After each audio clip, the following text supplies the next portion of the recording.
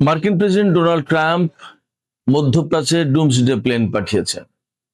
এই Doomsday plane পাঠানোর মানে হচ্ছে পরমাণু বোমা হামলার ইঙ্গিত। এই ইঙ্গিতের কথা বিশ্ব অঙ্গনে আলোচনা হচ্ছে। ঠিক তেমন সময় ডোনাল্ড ট্রাম্প রিপাবলিকান দলের সদস্যদেরকে বলেছেন যে তিনি খুব দ্রুত, প্রত্যাশার চেয়ে দ্রুত যুদ্ধ শেষ করতে যাচ্ছেন। তাহলে কি তিনি কি ইরানের বিরুদ্ধে পরমাণু বোমা হামলা চালাবেন? যদি তাই না চালান তাহলে ডুমসডে প্লেন কেন পাঠালেন? তিনি কি ইরানকে শুধুই ভয় দেখাচ্ছেন? সুপ্রিয় দর্শক, আসসালামু আলাইকুম। আপনাদের সবাইকে স্বাগত জানাচ্ছি। এখনকার আলোচনায় আপনাদের সঙ্গে রয়েছে আমি সিরাজুল ইসলাম। দর্শক, যে কথা বলছিলাম শুরুতেই, আমরা সেই আলোচনার দিকেই ফিরে যাই। ডুমসডে প্লেন পাঠিয়েছে ডোনাল্ড ট্রাম্প মধ্যপ্রাচ্যে। আন্তর্জাতিক অঙ্গনে মার্কিন গণমাধ্যমে আলোচনা চলছে এবং আমেরিকা থেকে বাংলাদেশে একজন সাংবাদিক, যিনি একসময় সেনা কর্মকর্তা ছিলেন, তিনি বলছেন যে তিনিও এই বিষয়টাতে একটা আশঙ্কার কথা জানিয়ে ফেসবুকে পোস্ট দিয়েছেন। এবং আমি ব্যক্তিগতভাবে মনে করি যে ডোনাল্ড ট্রাম্প যদি ইরানের উপরে পরমাণু হামলা চালিয়ে বসেন তাহলে একদম অবাক হওয়ার কিছু থাকবে না। কারণ ডোনাল্ড ট্রাম্পকে আমি সবসময় বলি আনপ্রেডিক্টেবল পারসন। তাকে দিয়ে কোনো প্রেডিকশন করা যায় না। যে কোনো সময় যে কোনো কিছু করে বসতে পারেন, অসম্ভব কিছু না। এবং তাদের যে ধরন, তার চিন্তার যে ধরন, তার যে নেচার, তার যে আচরণ এবং তিনি যে রকমের মনোভাবের মানুষ, তাতে এটা অসম্ভব কিছু না। কারণ তিনি ভেনিজুয়েলার প্রেসিডেন্টকে ধরে এনেছেন এবং ইরানের সর্বোচ্চ নেতাকে হত্যা করলেন। আমি যা দেখছি তাতে পরিষ্কার যে তার পক্ষে সবই সম্ভব। এখন প্রশ্ন আসছে, তাহলে তিনি কি সত্যি ইরানের উপরে পরমাণু বোমা হামলা চালাবেন? আমি বলি যে অসম্ভব কিছু না। তবে এবং এই যে অসম্ভব কিছু না, এই ব্যাপারে আমি আপনাদেরকে একটা ইঙ্গিত দিই। হয়তোবা তিনি এ ধরনের পরিকল্পনাই করছিলেন, তা না হলে তিনি ডুমসডে প্লেন মধ্যপ্রাচ্যে পাঠাননি। এবং এর পক্ষে আমার এই বক্তব্য যেটা, যে বলছি যে ডুমসডে প্লেন পাঠিয়েছেন এবং তিনি হয়তো পরিকল্পনা করেছিলেন, তার পক্ষের একটা যুক্তি আমি বলি। প্রেসিডেন্ট পুতিন, রাশিয়ার প্রেসিডেন্ট পুতিন এবং আমেরিকার প্রেসিডেন্ট ডোনাল্ড ট্রাম্পের ভেতরে 1 ঘন্টা ফোনে আলাপ হয়েছে রোববার, অর্থাৎ কালকের আগের দিন। 1 ঘন্টা আলাপ হওয়া এই মুহূর্তে সহজ কথা না। এর আগে সর্বশেষ তাদের মধ্যে গত ডিসেম্বরে ফোন আলাপ হয়েছিল। এই যে ফোন আলাপ হলো, ফোন আলাপে কি কথা বলেছেন আমার কাছে মনে হয়েছে, আমরা কিন্তু 2 দিন আগে বলেছিলাম, মার্কিন প্রেসিডেন্ট ডোনাল্ড ট্রাম্প বলেছিলেন যে তিনি ইরানের উপরে কঠিন আঘাত হানতে যাচ্ছেন। পরে কিন্তু সেই কঠিন আঘাতটা আমরা দেখিনি। আমি সেদিন বলেছিলাম যে সম্ভবত পুতিন ডোনাল্ড ট্রাম্পকে কোনো না কোনো মেসেজ দিয়েছেন। আজকে ঠিকই খবর বের হয়ে আসছে যে পুতিন এবং ট্রাম্পের ভেতরে 1 ঘন্টা ফোনে আলাপ হয়েছে। এবং ওই ফোন আলাপে আমি বিশ্বাস করি পুতিন ডোনাল্ড ট্রাম্পকে হুঁশিয়ারি উচ্চারণ করে বলেছেন বা পরামর্শ দিয়েছেন, যেভাবেই বলি না কেন, যে এই পরমাণু বোমা হামলা যেন তিনি না করেন, তাহলে বিশ্ব বিপর্যয়ের মুখে পড়বে। হয়তো তিনি হুমকি দিয়েছেন, হয়তো রাশিয়ার পক্ষেও চুপ থাকা সম্ভব হবে না এবং হয়তো 3য় বিশ্বযুদ্ধ শুরু হয়ে যেতে পারে। মানব ইতিহাসের একটা ভয়াবহ নতুন অধ্যায় তৈরি হতে পারে। মনে হয় ট্রাম্প সেই জায়গা থেকে চুপ থেকেছেন। আলোচনা হচ্ছে ডোনাল্ড ট্রাম্প এবং পুতিনের ভিতরে আলোচনা হয়েছে একদম প্রধানত ইরান, আমেরিকা, ইসরায়েলের যে যুদ্ধ, এই যুদ্ধ নিয়েই।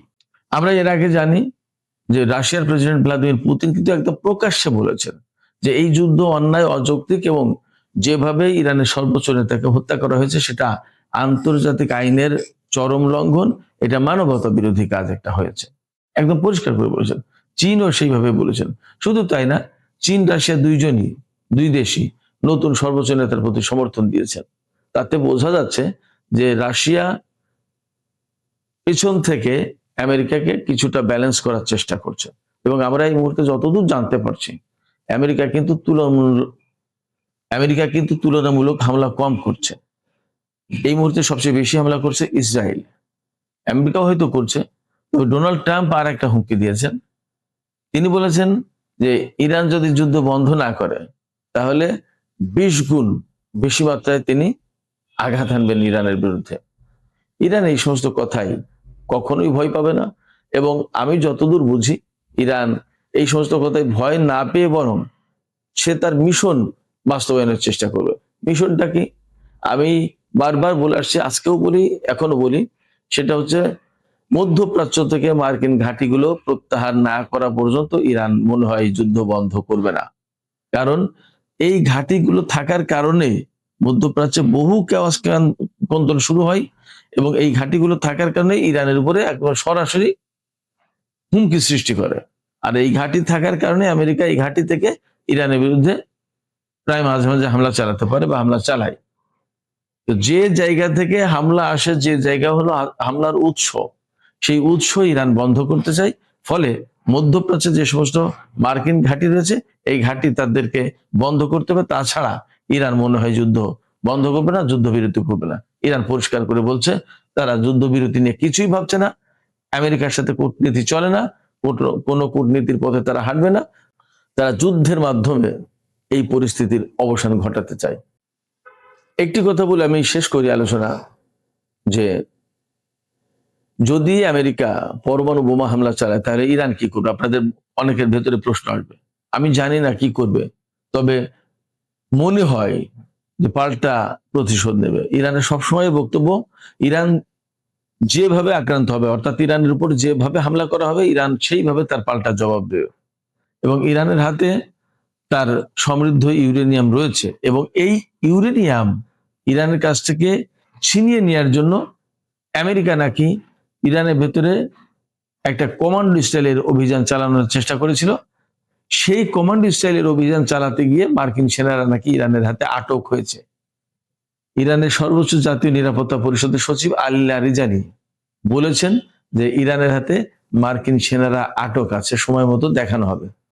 আমি আজকে সকালে দেখছিলাম যে আমেরিকার কোনো একজন কর্মকর্তা তিনি বলেছেন যে এই পণবন্দি অর্থাৎ জিম্মি করে আমেরিকাকে কোনো কিছু করা যাবে না।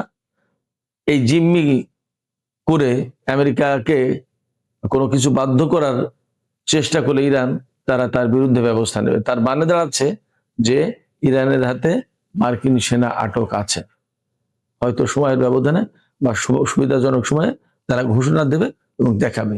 আমি কয়েকদিন আগে একটা কথা বলেছিলাম যে ইরানের ভেতরে অভিযান চালাতে গিয়ে বেশ কিছু সেনা আটক হয়েছে, কয়েকজন নিহত হয়েছে। এই খবরের একদম কংক্রিট কোনো কিছু পাওয়া যায়নি বলে আমি আর এটা নিয়ে আলাপ করিনি, কিন্তু খবরগুলো এভাবে ভাসছে। তাতে দেখা যায় যে মনে হয় ইরানের হাতে মার্কিন সেনারা আটক আছে। এবং আরেকটা ইঙ্গিত মেলে, আমেরিকা ইরানের উপরে পরমাণু হামলা চালানোর কথা বলেনি প্রকাশ্যে, কিন্তু কঠিন হামলার কথা বলেছিল। এই কঠিন হামলাটাই আমি মনে করি যে পরমাণু হামলা, কিন্তু সেটা করতে পারেনি। কারণ তাদের সেনারা যদি ইরানের হাতে আটক থাকে তাহলে তাদের সেনারাও তো মারা যাবে। আমার বিশ্বাস যে হয়তো এটাও একটা কারণ ইরানের উপরে কঠিন হামলা বা পরমাণু হামলা বা যাই করুক এগুলো না করার।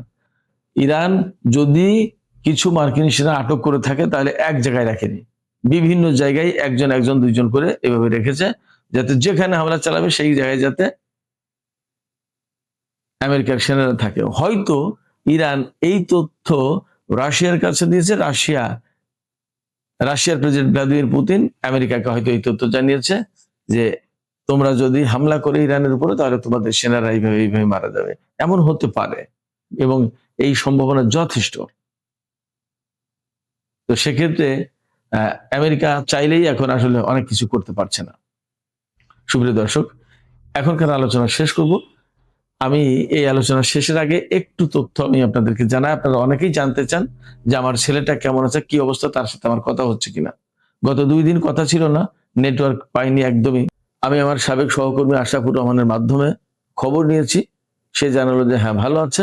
আর আজকে সেহরির পরে আমার ছোট ছেলে শুধু একটু মেসেজ দিতে পেরেছে, হ্যালো, এতটুকু। আর নেটওয়ার্ক হয়তো কাজ করেনি, আর পারিনি, কথা হয়নি। তবে বুঝতে পারছি আলহামদুলিল্লাহ সে ভালো আছে। সে তেহরানে নেই, তেহরানের বাইরের একটা শহরে আছে। আমি যতদূর জানি সে নিরাপদে আছে। সবাই আপনারা আমার ছেলের জন্য দোয়া করবেন।